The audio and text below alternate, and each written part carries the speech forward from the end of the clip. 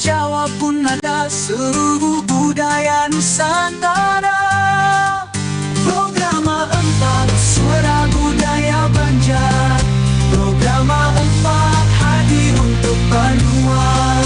Hadir setiap hari menyapa orang Banua, menyajikan budaya Nusantara.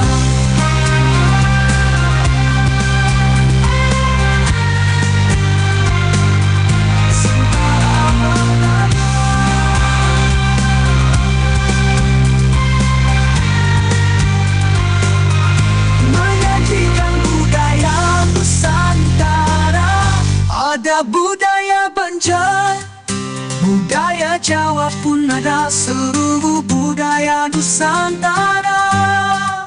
Programa 4 Suara Budaya Banjar. Programa 4 hadir untuk Banua. Hadir setiap hari menyapa orang Banua, menyajikan budaya Nusantara.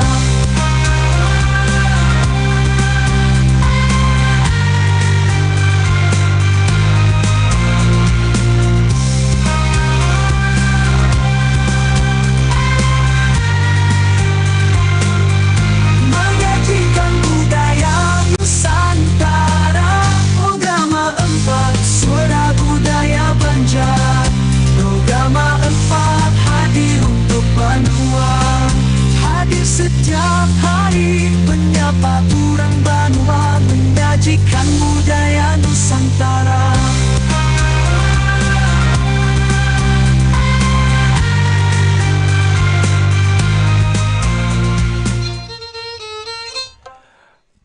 Assalamualaikum warahmatullahi wabarakatuh. Dan Sanak Pro 4 kembali kami hadir dalam Pandiran Baisukan bersama komunitas Palalah untuk pagi hari ini. Dan ada Erwin dan juga Syaukani akan membahas tema tentang Perang Banjar dan Sanak Pro 4. Dan langsung saja kita akan masuk ke dalam topik pembahasan kita untuk pagi hari ini. Selamat pagi, Assalamualaikum Erwin, Syaukani. Warahmatullahi wabarakatuh. Apa kabarnya, sehat? Sehat, Mbak. Anak hari raya kita sehat. Alhamdulillah. Kerja yang mudik kan nih? Kebetulan kawan kita rencak ini nang kawanan Monday. kita. Nah, Nang berdua rencak misi. Oh, yang Meja dan Arif. untuk mudik lah. Itu mudik kemana tuh? Amuntai lawan? Amuntai ada yang ke lockdown, ada yang ke Sungai Malang. Nah, Oh, sama-sama Amuntai lah tapi sama lah. Amuntai, cuman beda desa. Kalau ya bagi ini kamu empatan mudik juga ke sana. Ada. Tahun ini rencananya jarai bangai betahun baru lawan Abah Mama jadi Banjar. Situ Om Banjar kan. Coba ini Bang. Sama kan di sini aja kita kan ada mudik. Memang kampungnya di Banjar juga kan nih? Inggih ulun di Berangas di Batola aja. Cuma kada melangnya keluarga kan kedadan lah juga ke kandangan ada mudik juga. Oh, ada keluarga di kandangan kah tapi tapi tahun ini kada mudik tapi juga lah. tahun ini kita kada mudik dulu lah. Mudah sehat di sana berkataan. Amin ya Allah. Berarti khusus menjaga Banjar aja lah. Kalau di paling orang lah. Kalau yang ini penjaga Bandung. Jadi apa nih kisahnya nih membahas perang Banjar? Nah, jadi kita akan membahas tentang secuplek lah perang Banjar yang mana biasanya kan di bulan puasa, di bulan Ramadan ini banyak tuh peristiwa-peristiwa besar lah. Seperti kan perang Badar pertama kan, perang umat Islam tuh bulan puasa aja. Cuma sekalinya aja perang Banjar nih pas bulan puasa juga. Oh, jadi siapa Jar? Nah, jadi kisahnya aja ketepatan kalau kada salah 24 Ramadan 1275 Hijriah. Nah, tepatnya 28 April 1859 itu pas bulan puasa aja meletusnya. Nah, 28 April 59. Iya, 1859. Oh, berarti ini tepat di tahun inilah sama kayak itu nalah penanggalannya lah. Iya. Pas di bulan April juga. Cuman hari ini tanggal 29. Cuman beda sehari lah. Iya. Kalau di Kita Maret. Oh, ini Maret lah. Oh, bujur-bujur. Coba kan bulan Oh, iya, Ramadannya bujur-bujur. yang bulannya. Oh, iya. Bulan Hijriah yang anokannya berbeda tuh bulan Iya, Hijriah iya. dalam Masehi kan. Nah, Tanggal 24 Hijriah berarti lah. 24 Ramadan. Oh, Iya, berarti Ramadan. 5 hari yang lalu telah kisahnya telah. Jadi pas bulan puasa. Nah, jadi banyak tuh yang kada tapi tahu ini kan yang generasi muda kada tapi tahu apa perang itu perang Banjar lawan jadi buku-buku tuh ya secuplik aja jadi andak sedikit apa gerang saja penyebabnya kan sedikit aja di kisah, makanya kita akan mengulas kembali lah. Ini mau kadimah ya Mau dulu ya. kadimah aja supaya Bepart ya rencananya Bang ya. Oh, kayak itulah. supaya kita Panjang mengingat berarti lah. kembali yaitu nilai-nilai perjuangannya lah, bukan berkelahiannya gitu lah. Nah, ya kalau jadi kenapa kan ada perang Banjar atau kan lah biasanya kan perang Banjar atau yang sudah Buhan Pian ketahui bahwa ya awal mulanya terjadilah konflik konflik di antara Buhan pejabat keraton. Jadi waktu Sultan Adam hidup, Sultan Adam itu Sultan sepuh tua sudah. Nah, jadi berisi anak namanya Pangeran Abdurrahman nang jadi bakal calon putra mahkota penerus, tapi jana meninggal mendadak. Nah, meninggal mendadak, kandidat ini ada 2 kandidat. Nah, yang pertama Pangeran Tamjidillah lawan Pangeran Hidayatullah. Nah, keduanya ini sebujurnya beding sanak, cuma beda ibu. Yang satu Pangeran Hidayat itu dari Permasyuri resmi, yang si Tamjid ini dari Selir. Nah, setelah kalau dari wasiat dari adat keraton bahwa putra mahkota itu harus dari garis keturunan resmi kan. Dari ratu lah ibaratnya. Dari ratu, dari permaisuri. Nah, tapi kan uja Belanda kada. Nah, kadanya kenapa lebih menguntungkan kita angkat Pangeran Tamjid daripada Pangeran Hidayat. Nah, setelah itu akhirnya diangkatlah Pangeran Tamjid jadi Sultan. Nah, padahal dari wasiat harusnya Sultan Pangeran Hidayatullah. Nah, dari wasiat itu terjadilah karena perselisihan di situ mulainya. Setelah itu akhirnya Hidayatullah ini kita tuh kan melobi Pangeran Antasari untuk melakukan perlawanan. Awalnya konfliknya kan bukan sesama nih awalnya kan konflik tentang perebutan tahta, tapi kan akan menyebar menjadi konflik besar yang dengan niat untuk mengusir Walanda dari Banua. Nah, memang awalnya dari perebutan tahta, karena pas setelah Bersih Tegang itu Belanda melihat bahwa ini awalnya nih konflik aja nih, konflik internal. yang internal aja. Yeah. Nah, silakan kalau Nami. Nah, Barangkali menambahnya sedikit Bang ya kan, karena waktu itu kan abad menjelang ke-19 lah. Ya. Karena kan tepatnya itu pada tahun 1859. Ya. Nah, itu kan perangnya tuh ibaratnya meletus lagi orang tuh. Nah, beberapa sumber sejarah kan mengatakan pada tahun sekian. Dan itu sudah melalui semacam riset ilmiah gitu. Ya. Nah, jadi pertama kan latar belakang ini banyak yang mempengaruhi kenapa jadi ada perang Banjar gitu, terutamanya kan dari masalah konflik dalam internal keraton. Nah, kenapa jadi seperti itu? Karena kan zamannya abad-abad ke-9 itu kita sendiri ibaratnya senusantaraan atau se-Indonesiaan lah. Hampir ibaratnya semacam tatanan kehidupan orang kita ini dipengaruhi maupun dapat pengaruh dari namanya kolonialisme gitu, kolonialisme dan imperialisme gitu. Nah, kebetulan di bumi Banjarmasin atau bumi Lambung Mangkurat itu kenanya buhan Belanda, ya kalau. Nah, jadi Belanda tuh percampur tangan. Nah, barangkali dari pihak Belanda itu memerlukan semacam sesuatu yang membuat Belanda itu tertarik dengan Banjarmasin. Nah, barangkali itu bisa juga menjadi termasuk latar belakang kenapa terjadinya perang gitu di bumi Banjar ini. Nah, kemudian disusul dengan semacam perselisihan pendapat internal keluarga keraton. Karena kan kisahnya nih, ini kisah Tamjid ini ujar, bukan kita memburukan siapa-siapa ya, ibaratnya itu. Nah, Tamjid ini lebih dekat ke pihak Belanda. Kisahnya nih. Kisahnya lah. Oh, berarti saat itu memang ada penyusupan dari Belanda. Karena Belanda melihat adanya perpecahan atau konflik di dalam internal ini, lalu kemudian dia mempengaruhi salah satu dari orang dalam yang akhirnya membuat konflik ini menjadi lebih besar Iya, atau meluas begitu. karena kan Belanda mempunyai visi terselubung gitu. Karena kan mereka memerlukan semacam batu bara gitu. Oh, berarti ini ada sangkutannya dengan nanti The Orange Nassau ya? Iya, kayak situ. Nah, jadi kan sebelum kita mengisahkan itu, ibaratnya kenapa garang jadi ibaratnya perang tuh ada gitu. Nah, salah satunya kan ke situ nanti bukanya. Nah, tapi sebelum itu, ibaratnya mata rantainya tuh orang tuh kisahnya tuh orang PM nyatu. Nah, jadi kan karena kan Belanda ini karena kan waktu zaman sultan-sultan terdulunya itu kan agak susah nih minta perizinan apa-apa ini itu. Nah, kebetulan karena ada semacam kayak fenomena konflik ini, Belanda itu hanya memanfaatkan gitu. Jadi memang tujuannya pun juga untuk menggali atau mengeruk kekayaan alam dari Kalimantan Selatan Iya, ya benar. saat itu. Karena kan orang Eropa membutuhkan banget gitu. Nah, memerlukan batu bara untuk semacam kayak kapal uapnya gitu barangkali untuk teknologi modernnya gitu. Nah, kebetulan batu bara atau biasanya disebut orang Banjar tuh mutiara hitam ya. Mutiara hitam nih bahasanya. Emas hitam. Nah, emas hitam Emas bisa hitam. juga.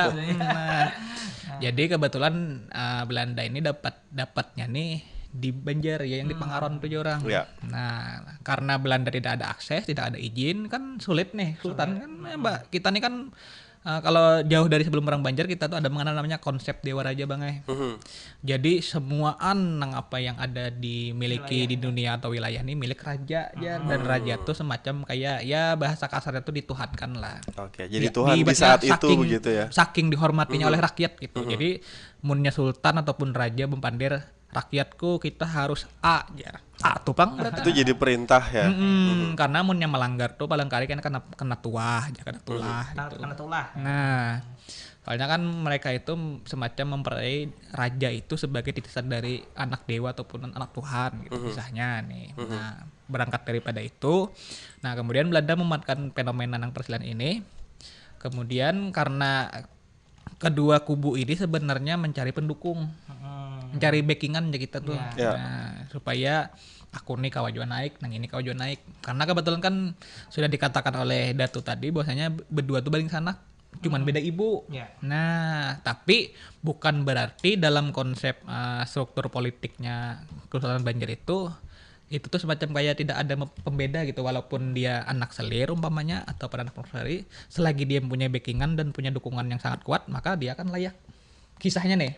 Nah, jadi yang satu ibaratnya didukung oleh pihak Belanda, di satu sisi didukung oleh beberapa pejabat lainnya Belanda. Nah, akan tetapi konsep aturan itu kan sesuai wasiat. Seharusnya kan Sultan Pangeran Hidayat. Nah, Hidayat. Cuman karena ada campur tangan Belanda, maka ibaratnya disiasati lah. Ibaratnya diakal-akali, malahan yang tertunjuk tuh malahan Tamjid. Kisahnya loh. Nah, tapi anggapan masyarakat karena ini orang tuh melenceng ataupun menyalahgunakan dari wasiat.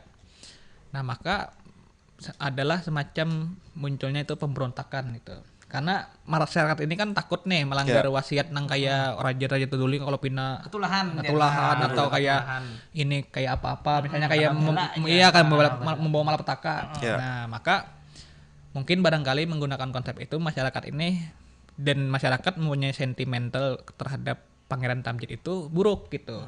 Sentimennya gitu buruk melihat ini karena kan dia dekat dengan Belanda. Berarti kemudian segala perbuatannya gitu menurut catatan sejarah melenceng lah dari kaidah-kaidah agama gitu. Ujar catatan ini. Nah, jadi singkatnya masyarakat dan beberapa pendukung Hidayatullah sepakat untuk ya semacam hitungannya kudeta lah tuh yuk kada jual lah. Iya, Mengkudeta gitu karena kan membalikkan ambil tahta.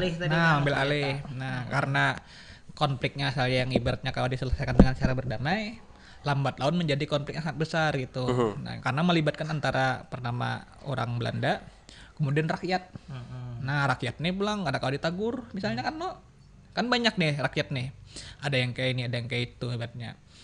Kada kawa ditagur-tagur ibaratnya kada kawa didamaikan lah itu, maka terciptalah semacam perlawanan dan pemberontakan gitu di beberapa daerah-daerah yang lain yang mana itu merambat ke beberapa lokasi-lokasi yang mana itu akan menjadi semacam kisah peperangan orang. Kan setiap Perang Banjar ini kan kalau kita ketahui kan panjang nih. Episodenya juga panjang. Kayak Mahabharata juga. Iya loh. Ibaratnya kayak Mahabharata juga nih. Iya. Pengenalan tokoh-tokoh dulu gini sampai konflik, kemudian ini itu ini dan huru-hara unsur politiknya. Sampainya bakalahi nang perang-perang. Nah, sama orang Banjar kayak itu juga. Nah, barangkali kan konflik dari istana kemudian merambat dari ke daerah-daerah lain yang mana menciptakan pemberontakan. Gitu. Nah, jadilah sudah dijelaskan tadi oleh Anu, Erwin tadi bahwa suhunya Banjar lah. Nah, kebetulan waktu itu sebelum 1859 itu kan iya tadi abad ke-19 tuh tuh Parak abad ke-19 ya, sudah. abad 19 tuh di Eropa itu sudah ada revolusi industri. Jadi kan sebuatan tuh uap mulai dari kapal uap, mbah itu kereta uap. Nah, pas kebetulan inya tuh terdapat bahwa di daerah Pengaron itu ada di dalam tanah tuh ada batu bara, ada masih sumber daya untuk karena awalnya kan dulu perdagangan, misalnya cengkeh, lada apa segala macam. Kalau di Banjar itu kan lada awalnya. Melihat bahwa sudah komoditas itu berubah ke batu bara, maka tanah batu bara itu tadi sebenarnya milik Prabu Anom. Prabu Anom tuh anak Sultan Adam yang satunya, maksudnya anaknya kan banyak tuh, Sultan tuh banyak, tapi salah itu satu anak dari Sultan Adam tadi itu tanahnya. Nah, tanah itu tapi karena si Tamjid ini berjanji kalau misalnya kawa tanah itu aja Belanda, Tamjid kalau kawa tanah itu kami tambang, karena kami dukung kamu menjadi sultan. Nah, akhirnya memang tanah itu akan dapat direbut oleh si Pangeran Tamjid tadi dan diserahkan ke Belanda. Nah, anunya atau persetujuannya kan dibantu oleh Pangeran Tamjid. Akhirnya Pangeran Tamjid naik tahta. Memang konflik itu pas konflik yang ada itu kan sebelum meletusnya yang betul-betul meletus, awal meletusnya akhirnya diseranglah oleh Pangeran Antasari tambang batubara itu. Tambang batubara itu kan dilindungi oleh benteng. Nah, benteng itu namanya benteng Orange Nassau. Tapi seluruh wilayah yang kompleks itu namanya Orange Nassau. The Orange Nassau. Orange Nassau itu kan Orange Nassau Oranye itu. Ya, The Orange Nassau ya. Itu tuh kan diambil dari kata, biasanya itu dari ini nama keluarga bangsawan Belanda kan. Oh, saat itulah marganya kan yang diambil Marga, tuh. Oh ya. marga, Oke. kan. Nah, jadi awalnya jadi diserang di situ kan karena itu Belanda menggerokkan kekayaan di situ. Jadi menurut catatan juga kan buku-buku itu bahwa di tambang itu ada beberapa kelas pekerja, misalnya dari tawanan perang apa segala macam, orang Banjar sendiri. Makanya waktu perang itu pecah ada yang langsung bergabung dengan kubunya Pangeran Antasari. Nah, jadi setelah melihat Belanda bahwa tambangnya itu diserang, Belanda itu melihat bahwa ini adalah konflik internal kerajaan keraton, maka pangeran yang diangkat itu aslinya Pangeran Tamjid itu diturunkan tahtanya dan dibuang kalau kada salah ke Bogor ya, kalau kada salah ke Bogor atau ke Batavia itu dibuang dan dibujuklah bahwa ya Pangeran Hidayat kamu malah jadi raja loh aja tadi, nah sini kamu jadi raja, kami katakan jadi raja, tapi sudah ditolak karena awalnya niatnya yang keraton, masalah internal keraton untuk jadi berubahlah niat itu untuk mengusir, betul-betul mengusir Belanda dari benua. Nah, jadi akhirnya pecahlah perang itu yang tepatnya bulan Ramadan tadi dipimpin oleh Pangeran Antasari di lapangan. Nah, di lapangannya kan. Nah, untuk yang di dalamnya ini kan, nah Hidayat dan Pangeran Antasari hanya meletus. Pangeran Antasari itu dibantu oleh pasukan dari Muning Datuk Aling kan. Nah, dari Tapin. Akhirnya perang itu meletus di mana-mana, ada nang di Hulu Sungai itu tokohnya siapa, karena nang bergabung nih, kalau ada nang di Pelahari di Tabuniau, Haji Bunyansin dengan jadi waktu awal-awal perang kekuasaan Belanda di tanah Banjar ini nih lumpuh total karena serempak menyerang tuh, serentak dengan menyerbu Matapura kasarnya kan dengan ribuan orang, akhirnya lumpuh lah di mana-mana awal-awal perang deh. Nah, cuma akhirnya Belanda tadi meminta bantuan kan karena pusatnya di Batavia, sekarang tuh kan Jakarta. minta bantuan. Nah, akhirnya yang Serepak ini mulai kawa dibendong lagi oleh Belanda. Nah, Diatasi gitu kalau lah. diatasi akhirnya mulai menyingkir lah Bon ya. Tapi tetap perlawanan sengit tuh ada. Nah, awalnya lumpuh total aja di mana-mana tuh akses orang Belanda tadi. Karena mengamuk seluruh rakyat. Rakyat ada di hari. Nah, ada yang diberangas juga bedanya lah. macam-macam tuh. Nah, jadi kayak itu. Jadi memang ini yang terjadi saat itulah dan itu pecahnya tuh yang tadi di tanggal 24 Ramadan tadi lah. Ya. Nah, jadi memang ada rentetannya dulu lah. Rentetannya ada ibaratnya episodenya. Di awalnya kan di Orange Nassau tadi. Awalnya di situ pemantik. Pemantiknya. Pemantikan di situ dulu pertama. Tapi kan jauh sebelum mereka menyerang tambang itu sudah ada perlawanan gitu. Secara ibaratnya perlawanan secara apa sih itu gerakan sosial gitu. Ya, gerakan sosial misalnya. Yang dipelopori oleh Datuk Aling. Nah, itu ditapin dulu sebelum perang tuh kita ada nih konflik pemantiknya dulu nang. Jadi kita konflik sosialnya misalnya ada anak bayar pajak. Ada aku parlo aja bayar pajak. Diunjai dulu lah jadi unjai dulu jarne munnya aku lawan kayak ini masih kada jar. Kalinya musia nih kada masih lalu ibaratnya sudah jadi api ganal lah ibaratnya tuh. Nah. Karena Datuk Aling sendiri sebelum ada perang Banjar ini kan Datuk Aling ini tokoh lain lah nya tokoh rakyat ujar tuh betapa betapa tuh kan kita tuh turun ilham lah bahwa dapat wangsit bahwa Ikam harus dia menyelamatkan Kesultanan Banjar aja. Nah, wangsit tuh akhirnya itu ditapin. Jadi akhirnya menganukan gerakan sosial. Lalu inya maulah replika kerajaan di sana. Namanya Tambai Mekah ya kalau. Iya. Namanya tadi Aling. Akhirnya banyak pengikutnya tuh karena sentimen sudah muar bana lawan Belanda nih. Sudah kesultanan ya kada rajanya diangkat Belanda aja sudah kada sesuai wasiat aja. Bahasa kasar itu jadi boneka kayak itulah. Sudah jadi kan jadi boneka kan. Akhirnya konflik sosial perlawanan sosial itu sementara di sana dulu. Mereka kada bayar pajak, itu mereka membuat perkumpulan banyak dan dengan senjata apa segala macam. Nah, akhirnya Pangeran Hidayat ini melihat bahwa ini kawan nih kita ajak kerjasama. Nah, makanya kan Pangeran Hidayat membuat surat ke Pangeran Antasari bahwa menghubungilah yang orang-orang yang ditapin tadi. Makanya pasukan tambahan waktu menyerang di benteng yang Batubara itu kebanyakan jaga kalau ada salah nih ya Bubuhan Aling karena pengikutnya banyak. Nih lawan Parak Pier. Parak lah itu. Antara Tapin lawan Rantau antara Rantau lawan Pengaron Parak. Parak lah. Nah kan ini kan Pengaron dulu habis Pengaron kan Binuang. Habis Binuang hanya Rantau. Lagi turun aja. Nah, iya turun gunung aja sebuting jadi Parak ya. Pengikutnya. Nah, tapi lah awal-awal karena kita ini adalah kekuatan rakyat. Jadi kan namanya rakyat kan tahu hamuk aja, kada tahu pakai strategi apa segala macam. Memang pada awal-awal itu aja. Kada awal lagi menaklukkan benteng tuh. Karena tentara Belanda tuh disiplin.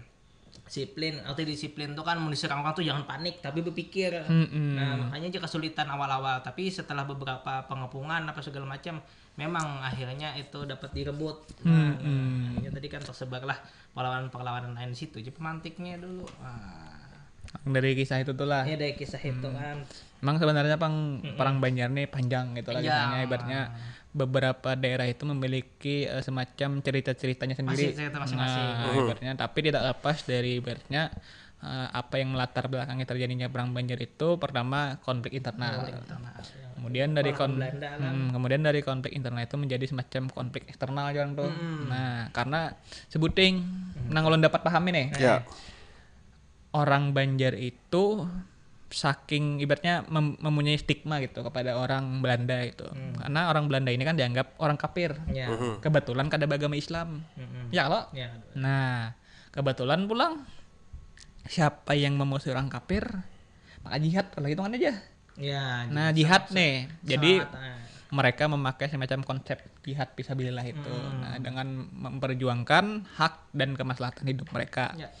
Nah, jadi barang siapa yang memusuhi ataupun memerangi orang kafir, maka jihadlah ibaratnya, surgalah jadi ibaratnya anuannya ini. Nah, maka bisa jadi itulah bisa jadi salah satu dari rangkaian ataupun yang melatar belakangi terjadinya perang yang sangat ganal tuh. Nah, karena sayangnya halus aja nih perangnya ibaratnya kalau diatasi dengan beberapa metode-metode itu. Ya. Cuman karena adanya muncul stigma ataupun semacam itu, karena dalam sejarah itu tokoh ataupun lawan tokoh sejarah itu pasti ada dimunculkan. Contohnya tadi kayak Belanda. Nah, sejatinya apakah memang Belanda musuh kita atau siapa? Nah, itu walau alam. Jawab masing-masing aja. Nah, tapi yang di sini kita mengisahkan bagaimana sih hebatnya kisah Perang Banjar itu menurut kita sendiri. Karena kan banyak nih versinya nih. Banyak versinya. Ada nang versinya kayak ini, ada nang versi nang kayak ini pulang. Nah, cuman nang perlu diingat dan ditekankan semua kisah itu benar tergantung keyakinannya masing-masing. Nah, baginya bagi ibaratnya yakin aja masing ibaratnya karena ada sumbernya jakon nih. Kenapa Pak? Nah, yang masalahnya sebutin tuh anu jarah hasil mimpi aku tuh ngalih ame. Yang jelas lah untuk kita sebagai generasi muda itu mempelajari nilai-nilai yang di dalam itu, nilai-nilai kanung dalam perang itu terlepas memang dari kitanya sendiri pun banyak dari kisah-kisah versi ini yang salah ini. Yang jelas pada waktu itulah setiap orang pasti mempunyai sekutu koalisi ya kan. Ada yang bakawan dengan Belanda, ada yang bakawan dengan rakyat.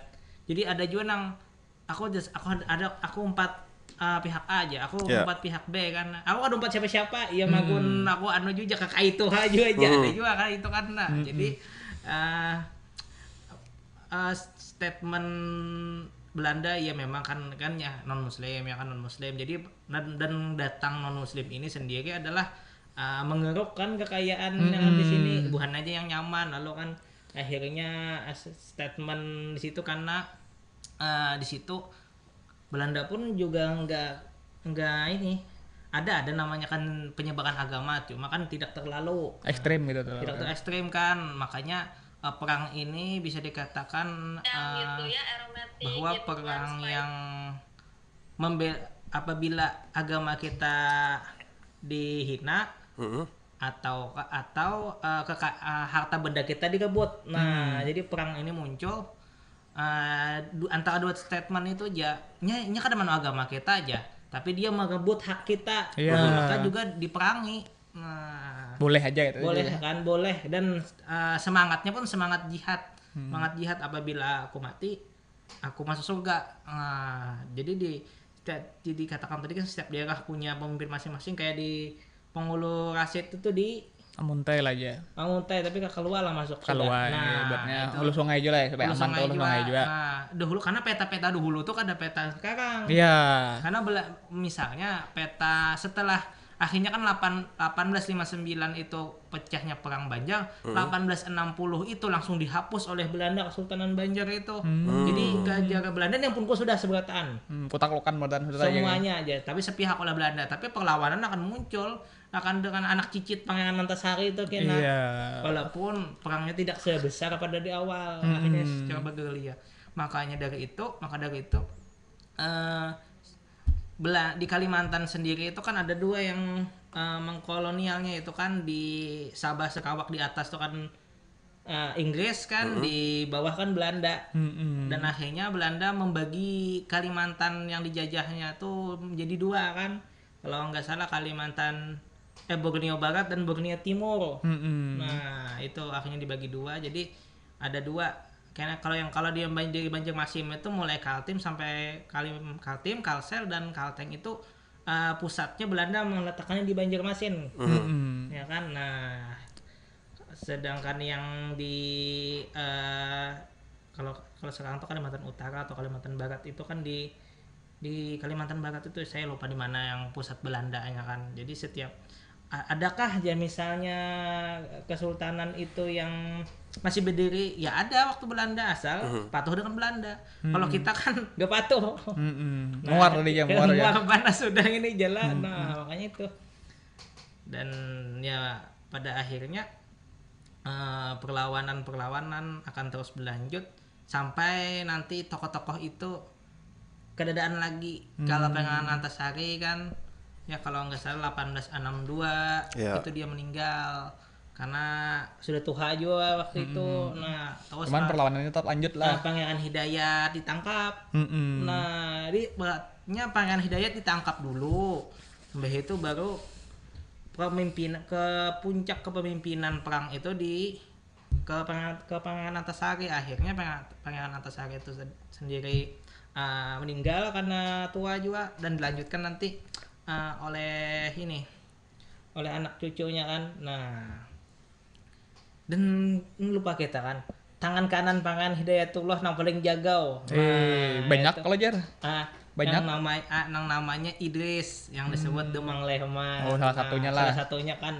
Nah, itu yang paling setia aja. Nah, walaupun sedikit ada lagi lanjut meneruskan perjuangan karena pada akhirnya nanti dapat yang kita kisahkan perlawanan itu sendiri akhirnya padam ya gara-gara orang-orang kita juga yang memihak dengan Belanda dengan janji apapun. Nah, itu tadi. Silahkan kalian nambahkan deh tuh kalau nang Ya barangkali nanti kan episode ini terus berlanjut saran apa rencananya nih, karena kan mengingat episode ini kan sangat besar gitu dan sangat panjang. Ya. Karena cukup kita membahas nang hari ini aja ini kan pembukaan aja. Karena yang terjadi di Perang Banjar ini hampir katakanlah di seluruh wilayah Kalimantan, khususnya Kalimantan Selatan dan di Banjarmasin dan sekitarnya. Karena habis kisahnya nih dari nang Pangaron tuh, Tambang, Ronyonasau, kemudian bergeserlah ke daerah Tabaniau. Kisahnya nih. Dari kisah dari Tabaniau, kemudian bergeser lagi ke Martapura. Mana pusatnya nih? Kemudian dari pusat itu dari Martapura, kemudian banyak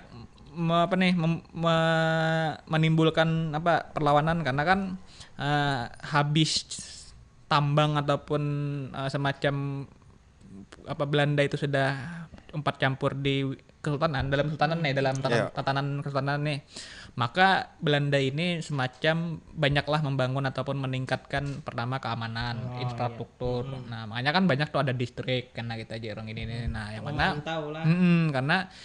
karena tadi bujur serentak ya kita ini serentak memang bujur, tapi karena ada nang fokus jurang. Nang ini kita dulu kita sarang. Habis itu nang ini pulang kita sarang ini karena mengingat munnya kita sarang serentak berataan habis surangnya. Ya lo. Ya, kamu berpalihan tuh lambat. Nah, misalnya kita serang dulu misalnya berataannya ibaratnya se-Kalimantan kita serang dengan jumlah misalnya 1.000 pasukan ya. Ya. Pasti mati. Ya lo. Nah, mati misalnya anggaplah hilang 500, sisa 500 lagi. Baluman merekrut lagi tuh. Nah, maka memang pertama tuh sistem pejuang ini amatir. Amatiran kan karena jarang tuh ada struktur anunya. Ada struktur nang strateginya ini nih. Dilatih apa? Pokoknya modal jihad tuh kucocok lubang jadi ibaratnya kayak itu misalnya bahasa kasarnya tuh. Nah, cuman yang uniknya sebuting. Bambu runcing kawa mengalahkan pistol. Nah, kalau pistolnya jauh nih misalnya, pian duduk situ misalnya tertembak aja 2 cm mati dah.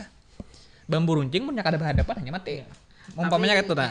Tapi kalau di Banjar, kalau istilah bambu runcing itu kan waktu kemerdekaan. Kemerdekaan ibaratnya parang bungkul lah, parang gitu nah. Simbolnya kan. Nah, tapi kalau di tempat kita itu ya alat seadanya, yang penting tajam ya.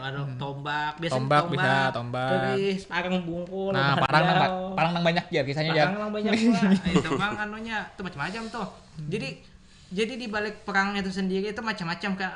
Membawa pusaka masing-masing, membawa ajimatnya masing-masing juga. Ini tahan tembak, baju juga kayak bajunya. Mati juga. Coba pas pacul bajunya jar. Amun di bajunya kan apa? Amun orangnya mati juga ditembak kan. Nah, jadi semangat itu dia kada takutan lagi dengan semangat bahwa ikam makan kebal, ikam makan apa. Nah, jadi semangat itu. Yang unik di belakang layar perang tuh macam-macam tuh kepercayaan nang segala merajah itu. Karena mereka tahu kayak yang dilawan ini adalah musuhnya bukan sembarangan, musuhnya terorganisir. Misalnya ada pemimpin, ada panglima segala macam. Dilatih kan sebelum masuk tuh dilatih. Kalau kita hanya dengan kekuatan rakyat itu sendiri, kekuatan semesta kan. Jadi ya kun payakun aja sudah Jadi jadi. yakin aja. Nah, itulah uniknya dari beberapa kisah dari perang Banjar. gitu. Yang Nanti- mana yang dari masyarakat kita sendiri mengajarkan bahwa kita berani, ya kan? pantang menyerah ya. Tentang menyerah, optimis. Makanya kan muncul nang semboyan apa tuh? Wajah sampai ke putih. Nah, haram menyerah wajah sampai ke puting. Yang maknanya apabila hendak bujur-bujur mencapai suatu cita-cita, jangan menyerah. Jangan pagat di tengah jalan. Nah. Ya aku jinya hendak memerdekakan Banjar ini kan, hendak membebaskan tanah Banjar ini, walaupun dilihat mustahil tapi tetap optimis. Iya. Terus berjiwa kepemimpinan, ya kan? Jangan lemes ya orang. Jangan. Nah, jadi yang nilai-nilai itu untuk generasi muda khususnya kayak kita tuh jangan yang diambil kan, yang diambil. Jadi yang optimisnya, pantang menyerahnya.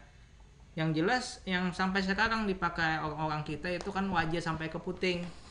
Ya loh. Nah, jadi barangkali yang para pendengar kalau ada bisa mengisahkan nih Iya. di setiap daerahnya nih pahlawan apa. Kalau kita hubung kaitkan kena dengan yang perang Banjar, apakah yang di daerah Pebuhan Pian itu memang terpantik dari seruan jihad Pebuhan Pangeran Antasari juga kan? Ya kalau ini ada nang dendam untuk sendiri. Nah kebetulan pas meletus perang umpat yuk kita aja, tapi di suatu daerahnya tuh kasusnya berbeda misalnya. Nah tapi sama-sama mengimbayakan momennya itu. Iya. Ada kesempatan. Nah kalau aja ya Allah nang di daerah A, B, C, D ini ada juga pahlawan-pahlawan. Memang karena pada dasarnya setiap pahlawan itu dari cerita-cerita rakyat itu kena akan diselubungi mitosnya macam-macam. Misalnya aja, wah ini aja lang sekali timpas dengan parang saktinya aja Belanda belah dua aja. No, itu kan macam-macam kena tuh di bumbu-bumbu mitos. Supaya apa? Waktu itu kan supaya Belanda sendiri pun misalnya takutnya mun lawan gitu aja kalau benar kita kalah. Jadi kan unsur-unsur yang tipu menipu itu kan pasti ada. Belanda dengan duit, menipunya kan kita dengan yang kajian-kajian yang itu sendiri. Kajian lokal lah itu lah. Kajian yang macam-macam itu. Penting yaitu melawan Belanda tadi itu. Nah, penting Belanda tuh kalah niatnya. Nah, tapi kenyataannya tetap merdeka aja gitu. yang nyatanya akhirnya karena kan pahlawan itu memang pada dasarnya padam, tapi semangatnya itu akan diteruskan pada zaman kemerdekaan nanti. Tetap berlanjut gitu.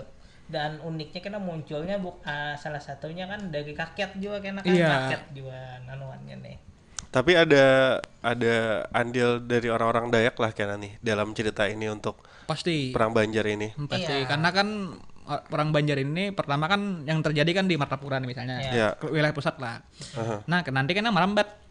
Karena ada kita karena kita ada mengenal semacam kayak pertempuran Sungai Barito. Ya, tepian Sungai Barito kayak penenggelaman kapal ontrut ya. Kemudian yang habis itu benteng Tongkang kah? Benteng. Gunung Tongkang atau habis itu penyerangan di Montalat. Nah, jadi apakah kena berhubungan dengan orang Dayak yang mesti karena waktu di situ pun kena akan kita lihat bahwa ada niat kita di sini bukan sentimen apa segala macam tapi berdasarkan fakta ya. Karena Dan setiap catatan sejarah. Karena setiap orang pasti ingin berpihak kemana saja ya terserah kelompok. Ada nanti kena Dayak A bergabung dengan Belanda, kena Dayak B bergabung dengan Pangeran Antasari. Nah, dan ada juga yang uniknya nanti kena setelah ini Dayak si B nih, kita Dayak si A nih bergabung dengan Belanda. Tapi setelah melihat bahwa musuhnya adalah orang-orang dari Dayak B, dia melakukan diserse, maksudnya ini bahasa kalinya bukan kawanan kita juga.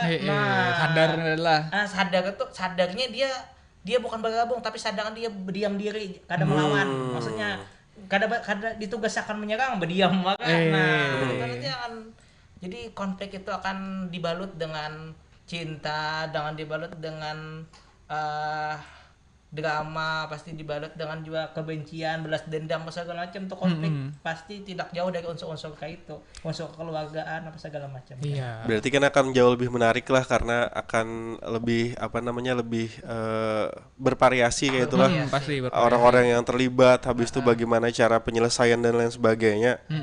Dan apakah memang terakhir nih sebelum kita tutup nih dan kita nanti berlanjut di sesi selanjutnya, apakah memang pure hanya Belanda yang saat itu hadir dalam pecahnya perang Banjar, atau memang ada negara lain yang misalnya seperti Jepang atau Portugal?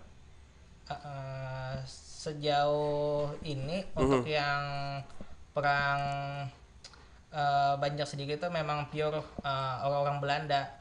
Namun kita tidak tahu bahwa apakah murni orang Belanda. Biasanya orang Belanda sendiri pun pasti ada menyewa orang Barat yang ahli dalam misalnya menyusur hutan apa segala macam, itu biasanya pasti ada. Tapi untuk ini pemerintah kolonial Belanda iya yang melakukan ini. Namun nanti kan dilihat juga bahwa ada yang awalnya adalah negeri atau kesultanan bawahan Banjar itu malah mendukung Belanda, bergabung dengan Belanda. Membelot lah ya. Membelot. Kadangnya membelot lagi di empat Belanda. Awalnya misalnya ini kan nih Kesultanan Banjar itu kan mempunyai negara-negara bawahan, maksudnya kesultanan bawahan. Ya. Yang setiap tahunnya pada waktu dulu kan membayar upeti gitu kan. Nah, akhirnya setelah perang Banjar meletus, bukannya biasanya harusnya kan negara bawahan tuh membela negara besar yang negara Banjarnya tuh kan, tapi malah negeri Banjar tapi malah bergabung dengan Belanda, ikut juga memerangi orang-orang Banjar itu sendiri. Karena setiap biasanya kan setiap kesultanan itu kan pasti akan mempunyai cara masing-masing untuk mempertahankan entitasnya. Walaupun ya ikut bergabung di pihak yang sana, yang penting kesultanan ini masih ada. Orang. Karena kan waktu itu negara Indonesia nggak ada, jadi masing-masing kan cari aman. Itu sendiri ya. Wah, menarik nih, dan pasti akan dibahas lebih dalam lagi lah. Iya, berarti perbagiannya nanti kan ada juga berarti lah. Ada juga. Oke. Saya cuplik ya. Siap, berarti karena juga lawan personil lengkap juga lah kita membahasnya lah. Nah, ini mungkin diskusinya akan lebih menarik lah berarti lah. Oke, Erwin, terima kasih banyak. Saukani, terima kasih banyak. Selamat menjelang Hari Raya Idul Fitri. Ini kami juga mewakili Pro 4 RRI Banjarmasin mengucapkan minal aidin wal faizin, maaf lahir batin. Kalau misalnya kami ada tersalah selama siaran lawan bubuhan Igam, karena berdapatan pulang habis hari raya. Kami pun kayak itu juga Bang, minal aidin wal faizin juga. Lawan bubuhan pian. Bojer. Terima kasih banyak Erwin, sehat-sehat. Anu Saukani juga panjang umur, kita berdapatan lagi karena. Dan Dang Sanak Pro 4 kami pamit undur diri di tema Perang Banjar bersama komunitas Palalah di Pandiran Baisukan pagi hari ini. Kami pamit, selamat pagi. Wassalamualaikum warahmatullahi wabarakatuh. Waalaikumsalam.